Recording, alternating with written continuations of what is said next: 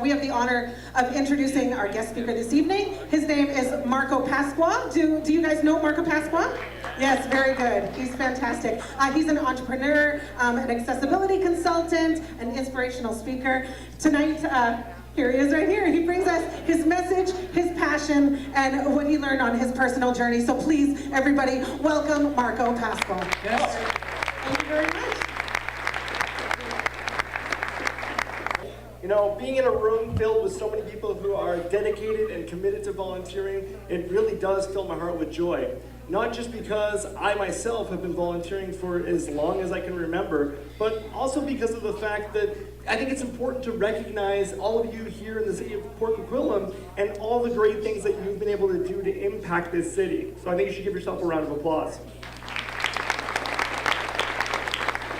Now, as you all know, tonight's theme is volunteers, the heart of POCO. But what does that mean to you? I know that volunteering means something different for everyone, and if you look at your screens, you can see that I have an image there with a heart that has different words on the inside.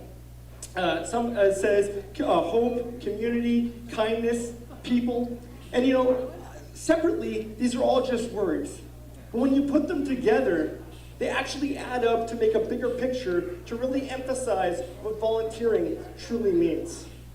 And I think it's really important that we recognize the power of community and everyone coming here together. You are the reflection of so many hard hours of dedication and work, and more importantly, people are inspired by the work that you do. In fact, in some cases, you even change people's lives. I know this all too well, because for myself, I know that there's many programs and services I accessed as a kid that wouldn't have been possible if it wasn't for the many volunteers that supported my family, especially being somebody with a disability. So throughout my talk tonight, I'm going to share with you some of my personal stories of going through my journey of volunteerism and how it's really impacted me and my family in so many different ways. One of the ways it's impacted me is through fundraisers. So people coming together and give their hard-earned money and time to show that dedication. The coaches who taught me how to believe in myself. Mentors who showed me that anything is possible when you invest the right kind of energy and commitment to yourself. And of course, community members who were out there, and in my case, having a focus on accessibility and inclusion, which is huge for me because it means that everybody has the opportunity, equal opportunity, to enjoy the places they live, work, and play. So I hope by the time I'm done, you recognize that I'm only one of countless people who've been impacted by volunteerism, both as a recipient and also as somebody who's actually out there doing it too. And I've got a great deal of pride for what my city has been able to accomplish as well. I'm going to share a little bit of that too. But before I go to what that is, I got to take you way back in the Wayback Machine. So mind this photo of myself. Now, I don't know if you guys can see from where you're sitting, but this is actually me with legendary radio host Red Robinson, okay? And Red's been a mentor of mine my entire life, and you have the proof now that that's the case. Now, for me, this was important because what we're doing here is we're actually at a telethon. Does anyone remember the Timmy's Christmas telethon? Yeah. This is something that was huge for me because the programs that were supported through Timmy's helped me go to summer camp so that I could feel just like every other kid. I wasn't made to feel like I had a disability. I was shown that I could go out there and be involved in activities and be involved just like any other kid. And the cool thing for me is this is the moment where I realized volunteerism is real. Because it takes a lot to get a production like this off the ground. But you have so many people both on and off the camera that are volunteering their time, not just staff, but volunteers that really drive this message home. And even as a young kid, when I witnessed this, I realized, wait a minute, I might not be the strongest person physically at this moment, but I do have something. I've got my voice. And maybe there's a tool there that I can actually use. And with Red's encouragement, I actually was able to harness that tool, use it, and show that having a disability doesn't necessarily mean that it's a disadvantage. You can use that as a platform for positive change. But rather than sit here and talk to you all about that experience, I'm lucky enough that I actually have the exact moment recorded when Red told me, oh, why don't you come back here as an ambassador maybe next year and show everyone what you're really made of. And when he told me that, I definitely took those words forward. Anyways, take a look. If people keep on sending each year, then we can keep on going into Camp Squamish and having a good time. I couldn't put it better, Marco. I'd like to say, if you could show this to the people on my check, how much... Sure, my pleasure. My pleasure, Marco. This is the little check. Hold that end there, son. And I'll hold the other end. There we go. There he is. He's holding it up. It says $100, huh? Thank you, Marco. Thank you, Marco. Marco, you know what I think? Marco, I think next year we'll get you to do all of the little things they call promotions or commercials for Timmy's. Would you like to do that? Yeah. Big hand for Marco here. Thank you. I guess, there you go, yeah. I guess even then, Red could recognize that I had a passion for the mic. Although I don't know if he knew I was going to take it so literally. And in fact, this led me down a volunteering blitz that I would never be able to turn back from and would change my life forever. Over the next couple of years, I went on a mad dash of going to different presentations, being on radio shows, talk shows. I mean, it was truly incredible. And I even approached other organizations to say, hey, you were there to help my family. What can I do to give back to you? I want to do volunteering. I want to give back more.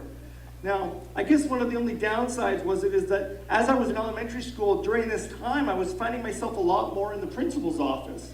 Yes. Not because I was actually a bad kid. It was literally the only place in the school where I could do the radio interviews at the crack of dawn, right? So people were wondering where I was being called in, but the only downside was I had to miss recess, and what kid wants to miss recess?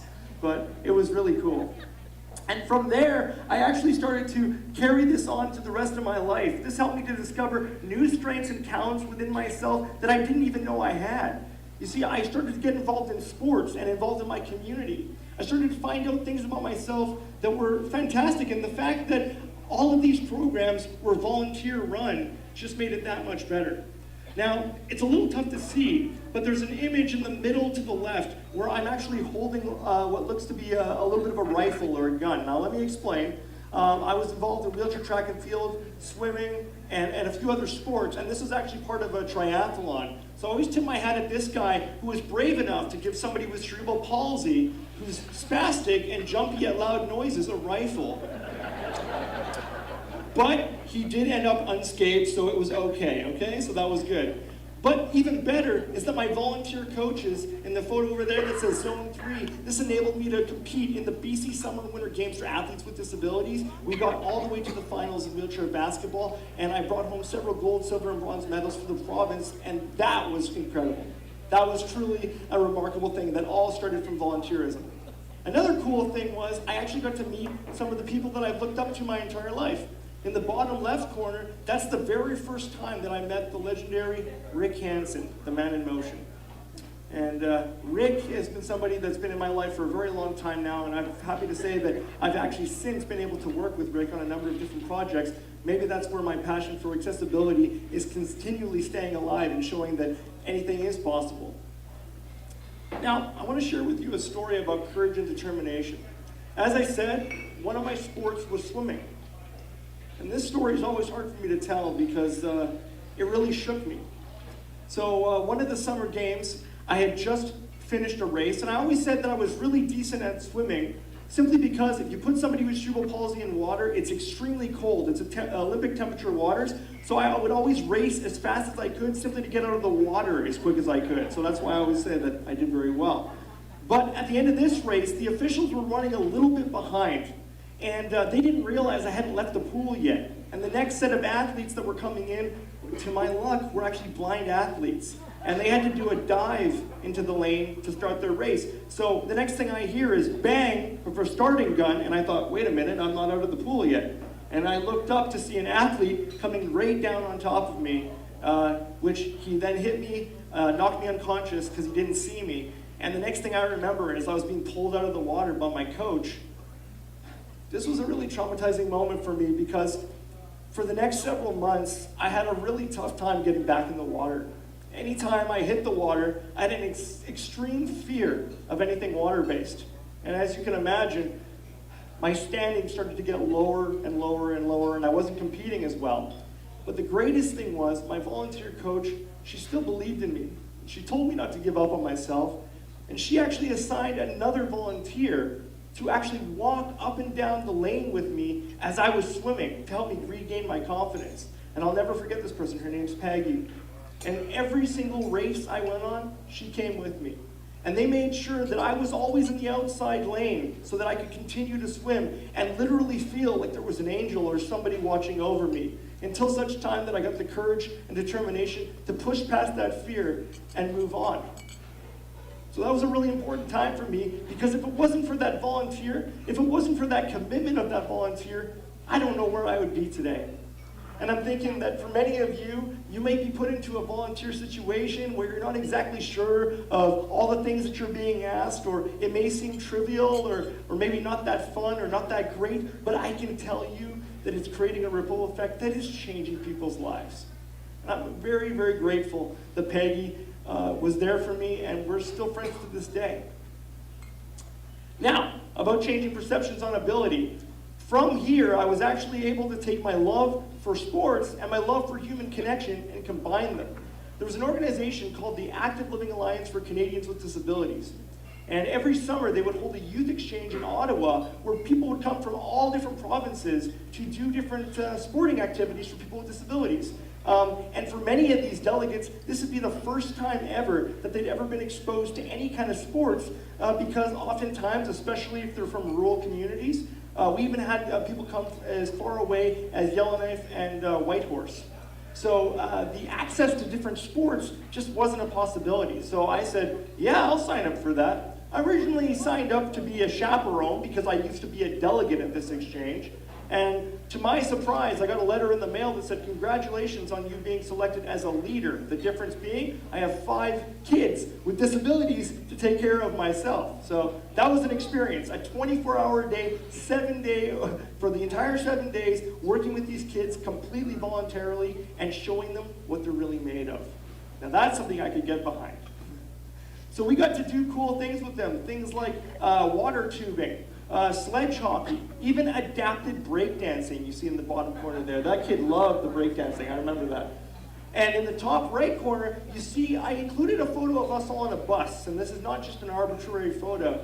I did this because knowing myself and knowing all the other kids who use adapted equipment in their own hometowns, people with disabilities often are made to feel segregated. They're made to feel different from everyone else. They're even potentially brought on a different bus simply because it's the bus that has the ramp on it. And at this camp, this is the first time for many of these kids that we were all being brought literally in the same vehicle.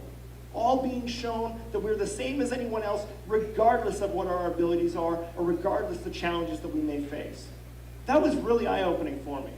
And I thought, well, nothing can get quite bigger than the sports that we're doing already. Sledge hockey, tubing, I mean, this is crazy. Breakdancing, I didn't quite try it in my wheelchair, that would be crazy, but yeah. Until we went to a rock climbing gym. Now that was an experience. And I remember my youth, my delegates coming up to me and saying, there is no way I'm gonna do that. And I think they were trying to call me out. I don't think they realized I had an athletic background, so they said, okay, Marco, if you'll go up and you climb all the way to the top of the wall and you touch that top of the wall, then I'll do it too. And they're all giggling to themselves because they figure I'm gonna say no. Of course, I say challenge accepted. So the next thing I do is I hop out of my chair, and I'm mostly using my arm strength here, which was interesting for my knees, to say the least, because I'm not really able to push that strongly off the wall, but I didn't care. I had a point to prove, and I had to show these kids that they really had everything that they didn't think they had. So slowly, I started to make my way up the wall, until finally, I touched the top of the wall. Thanks, yeah, no, thank you. And the reason I included this story, it was not to boast at all, no. It was the fact that I was looking down, I got to look back at my youth and actually see the looks on their faces and their jaws dropping, because now they knew they were committed, right? But the cool thing was that was my opportunity to really show what a role model is and to shatter self-perceptions. These kids, This was the first time that they'd ever seen anyone in a chair leave their chair and now be at the ceiling. So we had volunteer firefighters there because we had some delegates in 500-pound power chairs, quite heavy, that don't have the arm strength to pull themselves up. And they started to get quite upset. Actually, some started to cry because they thought, well, here's another activity that I'm segregated from. I can't do this. But they didn't know that this camp is incredible. And they had harnesses prepared so that they could have any of the campers strapped into a harness. And even if they couldn't use their own arm strength to pull themselves up, those firefighters were ready to go to pull them up. And I remember for myself looking up at my delegates and seeing the looks on their faces when they realized that they had reached the top of the wall. And that was a powerful moment for me because I know that they went back home to their friends, to their parents, and they were just ecstatic about everything that they'd experienced. And to me, that's true change. To me, that's volunteerism. That's what you're doing. That's the impact you're creating.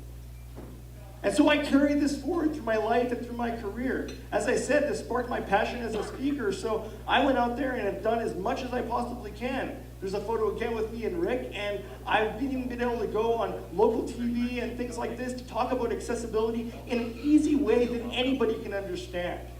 You know, for me, this is about connection and connecting with like-minded people. In the volunteerism work that you guys do, I'm sure that there's opportunities where you've connected with people on, different things that you really enjoy, and you didn't think that there'd be an opportunity to maybe meet this person outside of this opportunity, but it's because of volunteerism, and it's because of deciding to get yourself out there and actually do something that you were able to meet the people that you were hoping to meet. And that's definitely true for myself. And now I took this to civic pride. After my work with the Rick Hansen Foundation, I got a call from the city of Surrey, where I happen to live, and they said, look, we know the work you've been doing with Rick, and how would you actually like to work with us, maybe on a part-time basis, helping us to expand our initiatives for accessibility in the city. And I was like, well, that's good too, but are there any committees or groups that I can volunteer for as well? They said, well, as a matter of fact, there are. We have something called the Measuring Up Committee.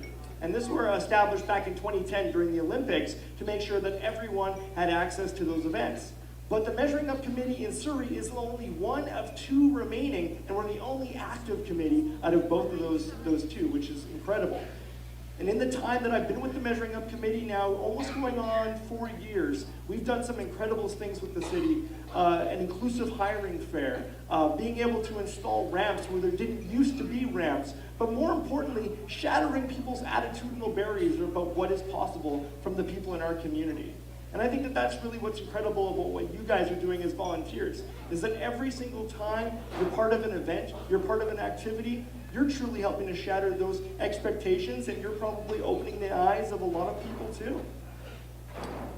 And the community impact here is incredible in the city of Poco. I don't know if you can tell, but there's a photo of the Poco youth crew in the corner, and when I was doing research for this presentation, I thought, how incredible is that you have a youth crew that you're teaching leadership skills to young adults. I mean, that's great.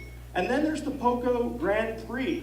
That's pretty neat. I can't say that I'm quite the cyclist as far as my athleticism is concerned, but you get to wear those cool looking yellow vests. Now, I remember, and I'm also going to say that we're not doing it for the yellow vests. We don't do it for the pins. We don't do it for the t-shirts. We do it for the impact, right?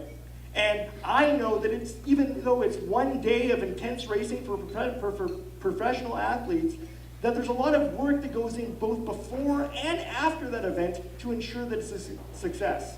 And I know personally, I've seen that, I've been a part of those things. That's no easy feat. So kudos to all of you who put on these events and encourage people to get out there and get active.